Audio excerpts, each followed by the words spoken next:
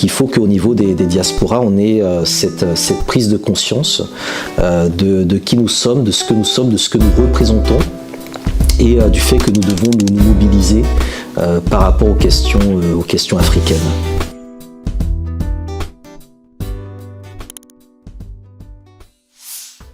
Alors, je suis Hamzat Boukari Yabara, je suis né en 1981 à Cotonou, au Bénin. Ma mère est originaire de la Martinique, Rivière-Pilote. Alors, pour résumer, je suis historien, j'écris des ouvrages, j'anime des conférences. Donc je m'inscris, on va dire, de manière publique dans le champ du panafricanisme. Et en même temps, j'essaye d'apporter ma contribution à ce vaste objet qui est l'émancipation de l'Afrique et des peuples africains de la diaspora. Et comment tu définirais justement ce courant panafricain? Qu'est-ce que le panafricanisme pour toi?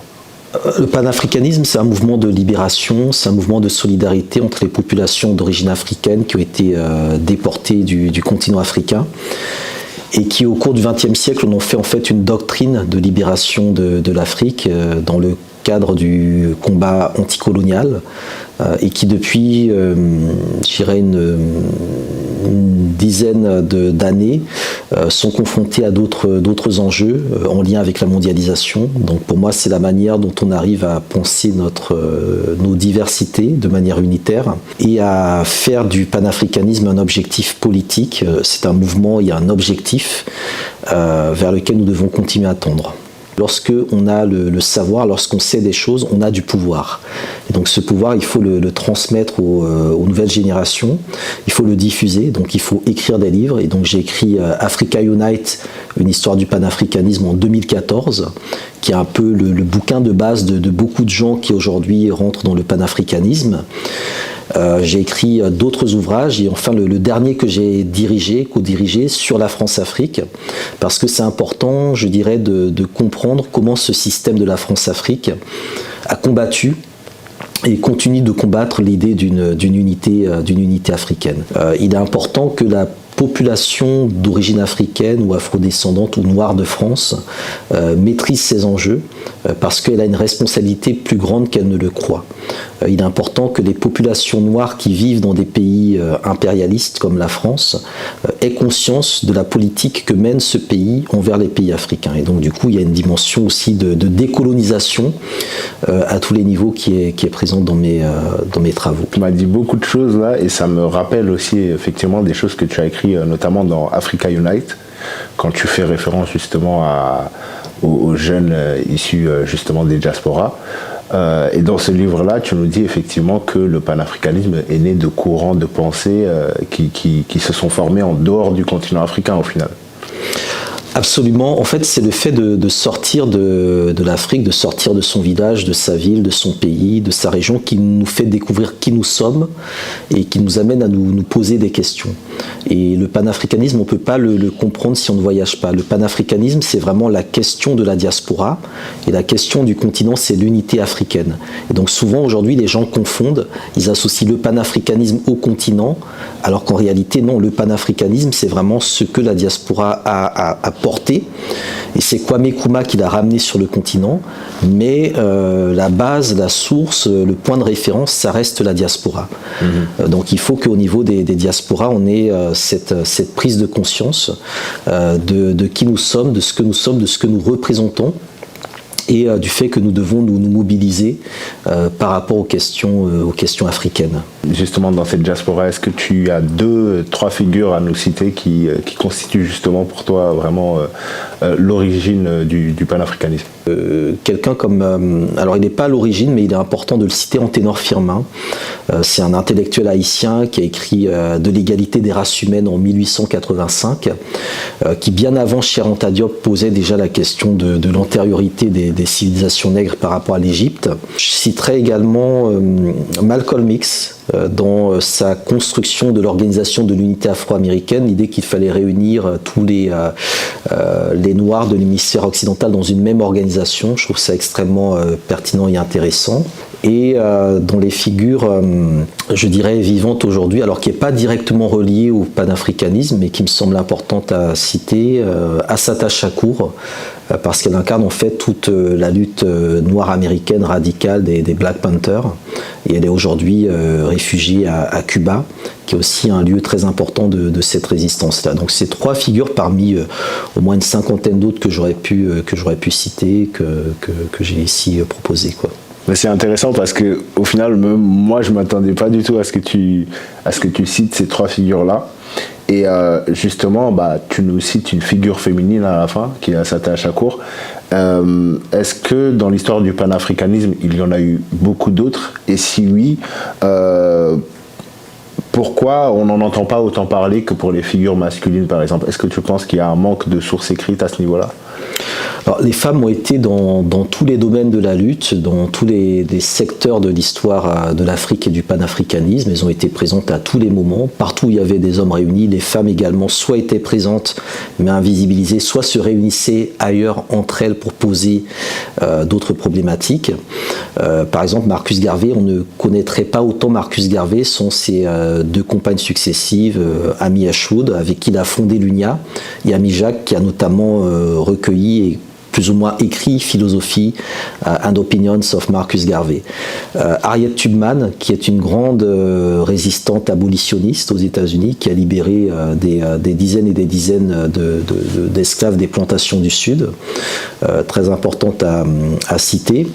Donc on a, je dirais, des femmes qui ont été présentes à tous les niveaux, qui ont organisé des conférences, comme le 4e congrès panafricain en 1927, mais c'est vrai qu'elles ont été largement invisibilisées dans l'histoire.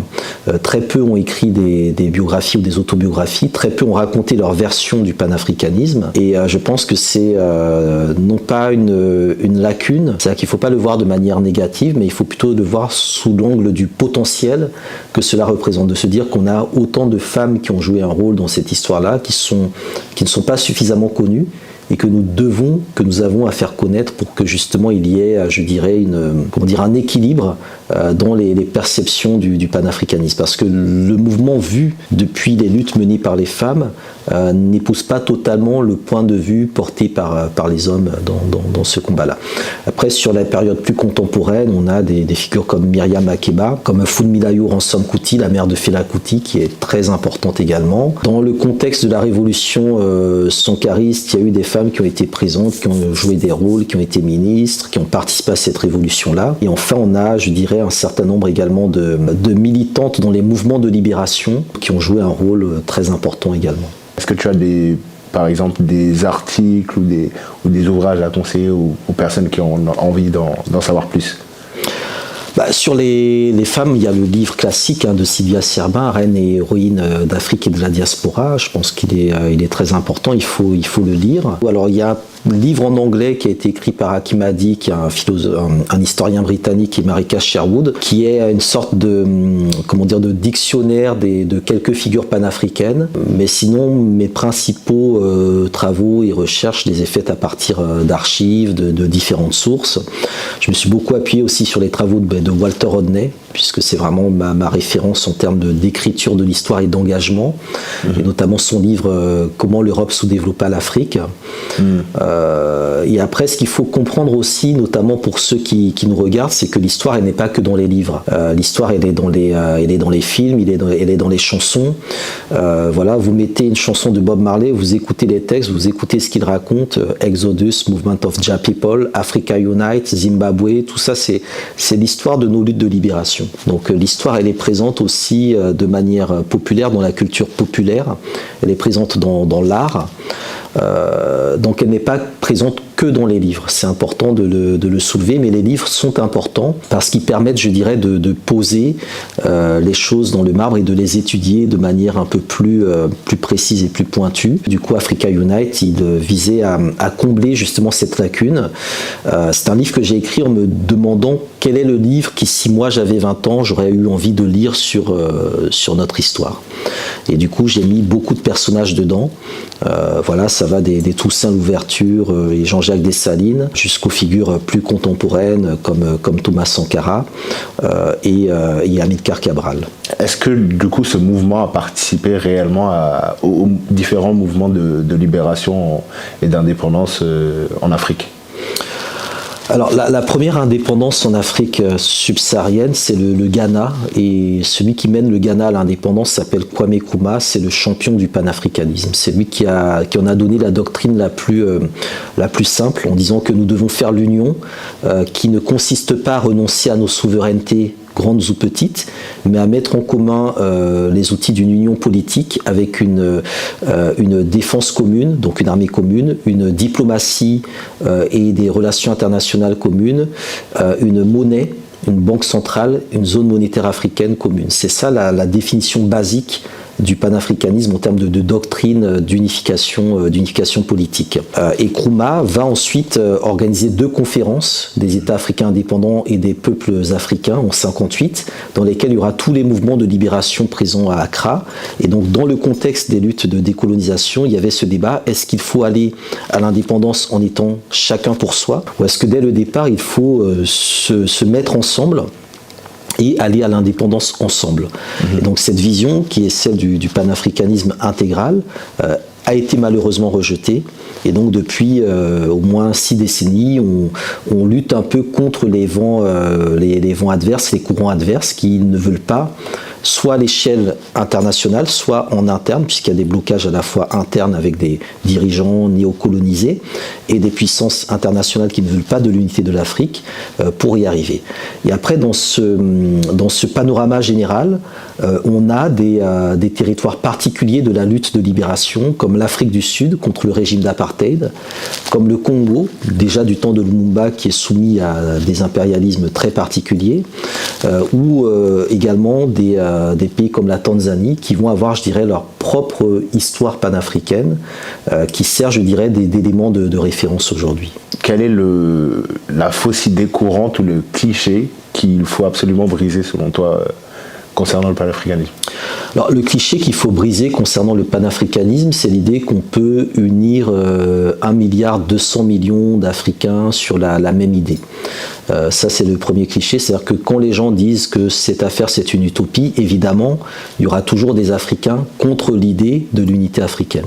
Et il faut faire avec, c'est-à-dire que l'unité, ce n'est pas 100% d'unité, c'est un degré d'unité, Cabral le disait, à partir du moment où on a un niveau qui atteint 30 à 40%, la bataille est quasiment gagnée parce qu'elle va basculer de l'autre côté. Cheikh Anta Diop disait aussi il faut faire ce travail-là pour faire basculer l'Afrique sur la pente de son destin fédéral. Donc il n'y aura pas d'unité comme un coup de baguette magique du jour au lendemain. C'est quelque chose qui va être progressif et donc il faut partir du constat qu'au départ l'objectif peut paraître très éloigné, mais la direction est la bonne.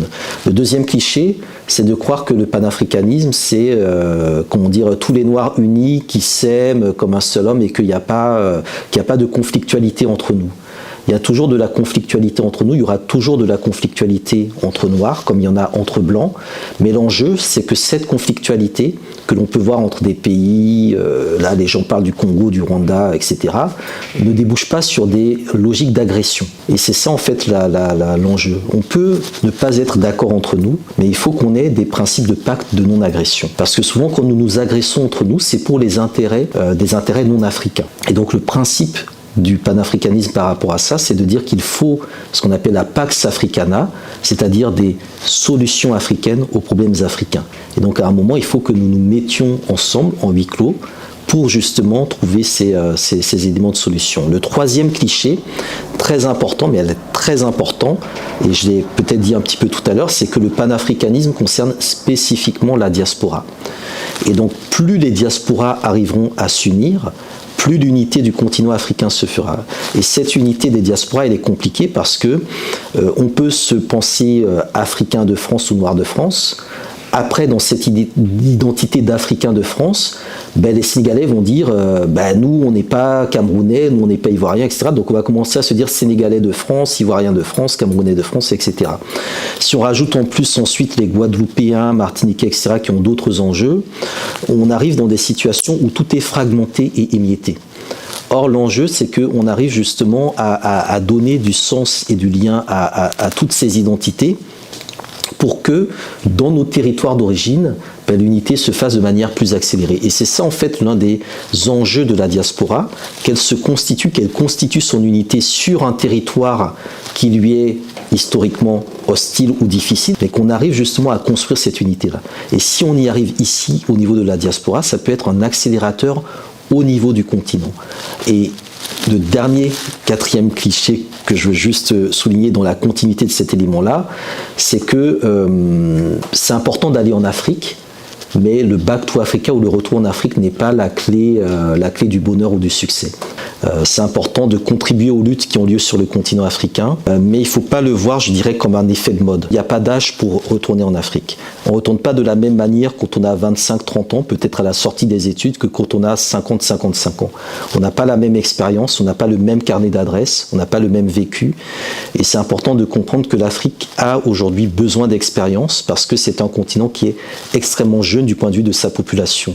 Donc lorsque l'on rentre en Afrique, il faut rentrer avec des solutions qui sont cohérentes avec les besoins qui existent sur place. Et ça renvoie à l'expérience du Libéria et à la manière dont Marcus Garvey, un peu plus tard, avait tenté justement de faire ce Back to Africa, dans l'idée qu'il est important de rentrer en Afrique, mais tout le monde n'a pas vocation ou n'a pas intérêt, ou même l'Afrique n'a pas intérêt à ce que certains profils reviennent sur le continent aujourd'hui. Donc c'est des éléments, je pense, qui sont importants à mettre en avant en termes de garde-fous. Et quel serait du coup ton souhait par rapport à tout ça pour les gens qui te lisent aujourd'hui? Mon souhait pour les gens qui me lisent aujourd'hui, c'est que ça les motive également à s'engager, à mettre en place leur propre projet. Alors moi je suis historien, mais force est de constater qu'il y a beaucoup de gens qui n'ont pas de lien avec l'histoire que je rencontre, avec qui j'échange, qui sont sur des projets qui n'ont parfois rien à voir avec l'histoire, mais qui ont compris une chose, c'est que quand on veut s'engager dans tous les domaines, dans l'entrepreneuriat, dans la politique, dans le business, etc., c'est important d'avoir confiance en soi. Et sans une maîtrise de l'histoire, on ne peut pas avoir cette confiance en soi. Et donc du coup, j'invite vraiment toutes les personnes, quel que soit le domaine dans lequel vous êtes, même si ça paraît être un domaine éloigné, même si vous n'êtes pas diplômé, à vous intéresser à cette histoire-là, à lire effectivement mes travaux, en tout cas mon livre sur le panafricanisme. Et à partir de là, je dirais à vous poser la question de qu'est-ce que vous pouvez faire pour la libération de l'Afrique? C'est une question qui est extrêmement importante, il faut se la poser. Pas de manière obsessionnelle, mais il faut se la poser et voir qu'on a les moyens de changer les choses. L'histoire montre que le changement est possible. L'histoire montre que nous sommes capables de remporter de grandes victoires, à la fois individuelles et collectives. Donc il faut réellement que ce 21e siècle soit le siècle du panafricanisme, le siècle de l'Afrique. Les discours étaient clairs, limpides. Donc merci à toi pour ta confiance et à la prochaine. À la prochaine, merci. Ciao.